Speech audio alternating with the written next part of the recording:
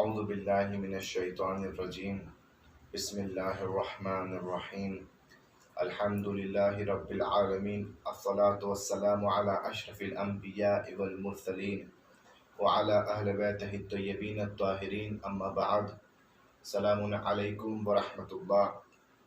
آج ماہ رمضان المبارک کے 18ویں روزے کی دعا اور اس کی مختصر تشریح آپ کی خدمت میں پیش ہے کہ ہم آج کے دن اپنے پروردگار عالم سے کن چیزوں کا مطالبہ کر رہے ہیں۔ بسم اللہ الرحمن الرحیم۔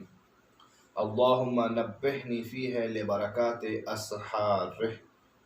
پہلی دعا آج کے دن ہماری یہ ہے کہ پروردگار ہمیں آج کے دن آگاہ کر اس مہینے میں سحری کی برکتوں سے۔ نبہنی فیہ لبرکات اسحارہ یعنی سحر کی برکتوں سے آگاہ کر، حقیقت سحر سے ہمیں آگاہ کر، یہ پہلی دعا ہے۔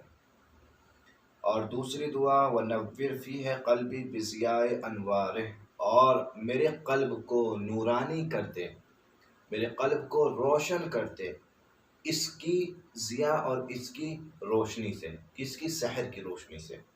وَخُذْ بِكُلِّ أَعْضَائِي إِلَى اتِّبَاعِ آثَارِهِ، اور میرے ہر اعضاء کو، جسم کے تمام اعضاء کو اس نور کے ذریعے سے اپنے اتباع کی توفیق دے اور اپنے اتباع کے قابل بنا دے، اپنے اتباع کے لیے، اپنی اطاعت کے لیے مسخر کر دے۔ بنور کا تیرے نور کا واسطہ، یا منورہ قلوب العارفین، اے عارفوں کے دلوں کے نور۔ آج جو ہم دعا پروردگار عالم سے کر رہے ہیں وہ سب سے پہلے ہم مطالبہ کر رہے ہیں کہ ہمیں سحر خیزی کی برکتوں سے آگاہ کر۔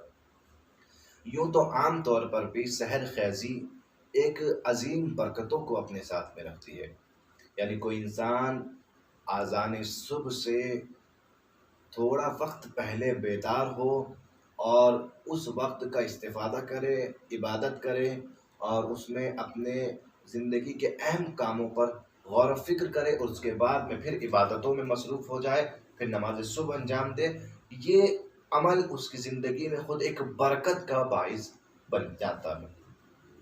سحر یعنی صبح سے تھوڑی سے پہلے کا وقت، اذان صبح سے کچھ دیر پہلے کا وقت، یہ سحر کہلاتا ہے۔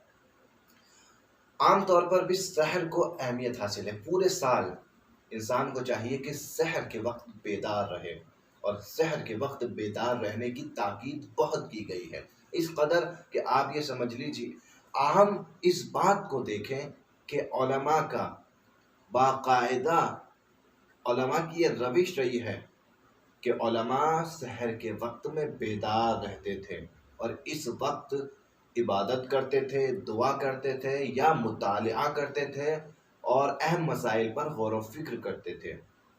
یعنی یہ وقت بہت اہم وقت ہے، اس میں خدا سے بندہ بہت نزدیک ہو جاتا ہے۔ کس چیز کے ذریعے سے؟ عبادت کے ذریعے سے۔ سحر خیزی کے فوائد: انسان سحر خیزی کے ذریعے سے زندگی میں اپنی کامیاب ہوتا ہے۔ آپ زندگی ایسے لوگوں کی زندگی دیکھیے کہ جو آج آپ کی نظر میں کامیاب ہیں اور دنیا ان کی کامیابی کو تسلیم کر چکی ہے۔ آپ ان کی زندگیوں میں جب دیکھیں گے، ان کے ٹائم ٹیبل کو دیکھیں گے تو یہ دیکھیں گے کہ کوئی صبح 6 بجے بیدار ہوتا ہے، کوئی صبح 5 بجے بیدار ہوتا ہے، کوئی صبح 4 بجے بیدار ہوتا ہے۔ یعنی ان میں ایسے افراد آپ کو نہیں ملیں گے یا بہت ہی کم ملیں گے کہ مثلاً جو دیر صبح تک سوتے ہوں اور وہ زندگی میں کامیاب بھی ہو جاتے ہوں۔ لہٰذا انسان اگر موفقیت زندگی میں چاہتا ہے، کامیابی چاہتا ہے، تو سحر خیزی کا عادی بن جائے۔ یقیناً اگر یہ ہمیں توفیق مل گئی اور سحر خیزی کی برکتیں حاصل ہو گئی تو ہماری زندگی یقیناً کامیاب ہو جائے گی اور ہم اپنی زندگی میں موفق ہو جائیں گے۔ دوسری دعا، پروردگار ہمارے قلب کو نورانی کر دے اس سحر کی ضیاء کے ذریعے سے، ہمارے قلب کو نورانی کر دے، یعنی اس سحر میں جو نور اس سحر میں ہوتا ہے وہ نور ہمارے دلوں میں آ جائے۔ ہمیں اس چیز کو سمجھیں۔ سحری کا مطلب کیا ہے؟ کیا انسان اذان صبح سے 1 گھنٹے پہلے اٹھے تاکہ اچھی طریقے سے کھانا کھا لے، پانی پی لے کہ پورے دن روزے میں اسے نہ بھوک کا احساس ہو نہ پیاس کا احساس ہو. کیا اس چیز کو سحری کہتے ہیں؟ کہ یہی مقصد ہے سحری میں جاگنے کا؟ نہیں عزیزو، یہ مقصد نہیں ہے. اصل میں ہم اصل مقصد کو فراموش کر رہے ہیں. کھانا پینا ایک ذریعہ ہے. انسان ظاہر سی بات ہے ایک روزہ رکھے گا، انسان کو کھانا بھی کھانا ہے، پانی بھی پینا ہے، لیکن سحر کا اصل ہدف ہے سحر میں بیدار ہو کر خدا سے راز و نیاز کیا جائے، خدا سے گفتگو کی جائے، خدا کی بارگاہ میں گڑ گڑایا جائے. یہ اصل ہدف سحر کا ہے. دعائیں سحر جو وارد ہوئی ہیں وہ اسی وجہ سے وارد ہوئی ہیں، اور ان کے جملات اگر آپ دیکھیں گے دعائیں سحر کے جملے تو وہ یہی بتاتے ہیں کہ ایک بندہ اس وقت اپنے خدا کی بارگاہ میں حاضر ہے. اب اس وقت اگر وہ خدا کی بارگاہ میں حاضر ہے تو کیسے اپنے آپ کو، اپنے دل کو نورانی کرے گا؟ اس سحر کے نور کے ذریعے سے، دعا کے ذریعے سے، گریہ کے ذریعے سے، استغفار کے ذریعے سے، نماز کے ذریعے سے. یعنی نماز پڑھے، خصوصاً نماز شب پڑھے. نماز شب پڑھنے والے کا چہرہ نورانی رہتا ہے، ایک نور خدا ہوتا ہے جو اس کے چہرے پر دکھائی دیتا ہے. استغفار کرے. اسی طریقے سے جو خدا کی بارگاہ میں بہت زیادہ گریہ کرتا ہے اس کا چہرہ نورانی ہوتا ہے. لہٰذا ہم اس طریقے سے یہ نورانیت حاصل کر سکتے ہیں. تو اس نورانیت کو حاصل کریں اور دعاؤں کے ذریعے سے اپنی سحر کو جو ہے ہم نورانی بنائیں. یقیناً اگر ہمیں یہ توفیق مل گئی، آپ دعائیں سحر پڑھ کے دیکھیں. یا مفزعی عند غربتی و یا غوثی عند شدتی الیک فزعت و بک استغثت و بک لجت لا الوذ بسواک ولا اطلب الفرج. یہ تمام دعائیں ہیں. اے مصیبت میں فریاد رس، اے بے کسوں کے سہارے. ہم اس طریقے سے خدا کو یاد کر رہے ہیں کہ گویا ہمارا کوئی نہیں ہے اس وقت. اس وقت ہم ساری مشکلوں کو لے کر تیری بارگاہ میں آئے ہیں، تو ہماری مشکلات کو حل کر دے. اور پھر تیسری دعا ہم نے کی وَخُذْ بِكُلِّ أَعْضَاءِ إِلَى اتِّبَاعِ آثَارِ. ہمارے تمام اعضاء کو مسخر کر دے اپنے اتباع کے لیے. اگر ہمارا سر تیری بارگاہ میں جھکے تو ہمارا دل بھی تیری بارگاہ میں جھکے، ہمارے ہاتھ بھی تیرے لیے کام کرے، ہماری آنکھیں بھی تیرے لیے کام کریں، ہماری زبان بھی تیرے لیے کام کرے.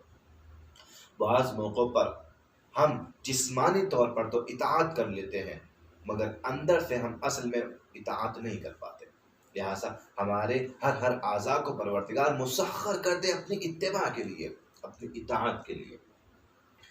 یہ آنکھ وہی چیز دیکھنا پسند کرے کہ جو تیری اتباع میں ہو، تیری فرما برداری میں ہو.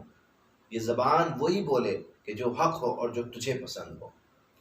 گویا اس جسم پر تیرا قبضہ ہو جائے، یہ جسم اس قید سے آزاد ہو جائے کہ جو ہوا اور ہوس کی قید ہے.